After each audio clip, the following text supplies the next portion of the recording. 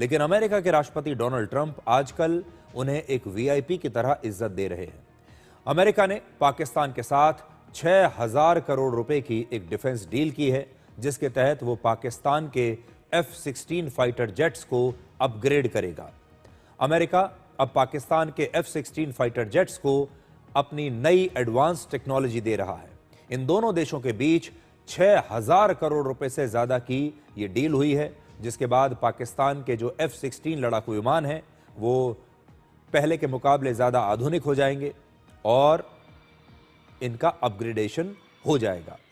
America में बने ये विमान पाकिस्तान ने 80 के दशक से लेकर वर्ष 2016 तक खरीदे हैं और अब अमेरिका की मदद से ही इन फाइटर जेट्स को अपग्रेड किया जाएगा। अमेरिका इन लड़ाकू विमानों के लिए पाकिस्तान को नए सिस्टम्स देगा, नए हथियार और इसके लिए ट्रेनिंग भी देगा और इस अपग्रेड के बाद पाकिस्तान के ये F-16 एयरक्राफ्ट्स, ये विमान नेटो देशों की सेनाओं के साथ भी इंटीग्रेट कर पाएंगे। नेटो देशों की सेनाओं के जो हवाई जहाज हैं उनके साथ भी इसका इंटीग्रेशन हो पाएगा। अमेरिका के मुताबिक पाकिस्तान इन विमानों का इस्तेमाल एंटी टेरर ऑपरेशंस में करेगा। देखिए, सबसे बड़ा मजाक यही है, यानी अमेरिका कहता है कि इन विमानों का इस्तेमाल आतंकवाद के खिलाफ किया जाएगा। पाकिस्तान आतंकवाद को रोकने के लिए उसके इन F-16 विमानों का इस्तेमाल करेगा। ये जो अपग्रेडेशन किया जा रहा है वो भी आतंकवाद को दूर करने के लिए, मिटाने के लिए किया जा रहा है। सबसे बड़ा मजाक यही है। हालांकि पाकिस्तान ने ऑपरेशन सिंदूर के दौरान अपने इन्हीं F-16 फाइटर जेट से भारत पर भी हमला करने की कोशिश की थी और ऑपरेशन सिंदूर से पहले पाकिस्तान के पास करीब 75 F-16 फाइटर जेट्स थे। लेकिन ऑपरेशन सिंदूर के दौरान भारत ने पाकिस्तान के 5 या 6 F-16 फाइटर जेट्स नष्ट कर दिए थे, यह भारत का दावा था। और इस समय अगर ये 5-6 विमान आप हटा लें जो इन्हें भारत ने नष्ट कर दिया है, तो पाकिस्तान के पास अब करीब 70 F-16 विमान बचे होंगे और इन्हीं 70 विमानों का अब अपग्रेडेशन किया जा रहा है। एक F-16 लड़ाकू विमान की कीमत करीब 628 करोड़ रुपए है और पिछले 20 वर्षों से अमेरिका लगातार पाकिस्तान को लड़ाकू विमान दे रहा है, रेडार दे रहा है और स्पेयर पार्ट्स भी देता आ रहा है। और इस समय अमेरिका सहित दुनिया के 25 से ज्यादा देश इसी F-16 फाइटर जेट का इस्तेमाल कर रहे हैं, इन्हें अपनी वायुसेना में उड़ा रहे हैं। तो यह पाकिस्तान और अमेरिका के बीच एक बड़ी डील मानी जाएगी। अब देखिए, अमेरिका पाकिस्तान को यह हथियार दे रहा है, F-16 विमानों को और बेहतर बना रहा है। लेकिन पिछले ही महीने अमेरिका और भारत के बीच भी एक 800 करोड़ रुपए की डिफेंस डील हुई है, जिसमें भारत को अमेरिका से 2 हथियार मिलेंगे।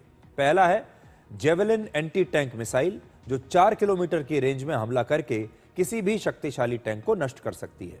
और दूसरा एक्सकैलिबर प्रोजेक्टाइल्स, ये तोप के गोले होते हैं जो 57 किलोमीटर की दूरी तक सटीक हमला कर सकते हैं।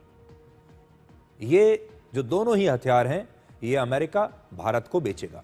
अब एक तरफ अमेरिका के राष्ट्रपति डोनाल्ड ट्रंप ये दावा करते हैं कि उन्होंने ही भारत और पाकिस्तान के बीच सीज फायर करवाया, शांति समझौता कराया। बात बात पर वो नसीहत देते हैं कि भारत और पाकिस्तान के बीच शांति रहनी चाहिए। कहते हैं, मैं दोनों देशों के नेताओं से कह रहा हूं कि आप अच्छे से रहिए, शांति के साथ रहिए। लेकिन एक कड़वा सच ये भी है कि यही राष्ट्रपति ट्रंप दोनों देशों को हथियार भी बेच रहे हैं, ये जानते हुए कि ये हथियार कहां इस्तेमाल होंगे। यानी वो शांति दूत भी बने हुए हैं और साथ ही हथियारों का कारोबार भी कर रहे हैं। और यही है दुनिया। स्वीडन का एक डिफेंस थिंक टैंक है जिसका नाम है सिप्री। सिप्री ने दुनिया भर में हथियारों के बाजार पर एक रिपोर्ट जारी की है कि कौन सा देश कितने हथियार बेचता है। इस लिस्ट में अमेरिका पहले नंबर पर है। अमेरिका दुनिया के 43% हथियार बेचता है। हथियारों के बाजार में अमेरिका का जो शेयर है वो 43% है। यानी दुनिया का आधा हथियार बाजार अकेले अमेरिका के कब्जे में है लगभग। दूसरे नंबर पर फ्रांस है जो सिर्फ 9.6% हथियार बेचता है। अमेरिका और फ्रांस के बीच 33% से ज्यादा का अंतर है, यानी नंबर 1 और नंबर 2 के बीच 33% का अंतर। और अमेरिका फ्रांस से लगभग 4.5 गुना ज्यादा हथियार बेच रहा है। तीसरे नंबर पर रशिया है, जिसने 7.8% हथियार बेचे। चौथे नंबर पर चीन, जो दुनिया की दूसरी सबसे बड़ी अर्थव्यवस्था है, लेकिन हथियारों की दुनिया में उसका हिस्सा सिर्फ 5.9% है। पांचवें नंबर पर जर्मनी है, जो 5.6% हथियार बेचता है। छठे नंबर पर इटली है 4.8% शेयर के साथ। सातवें नंबर पर ब्रिटेन 3.6% हथियार बेचता है। इजराइल करीब 3.1% हथियार बेच रहा है, वो 8वें नंबर पर है। और आप देखिए, छोटा सा देश है लेकिन डिफेंस टेक्नोलॉजी में कितना आगे है।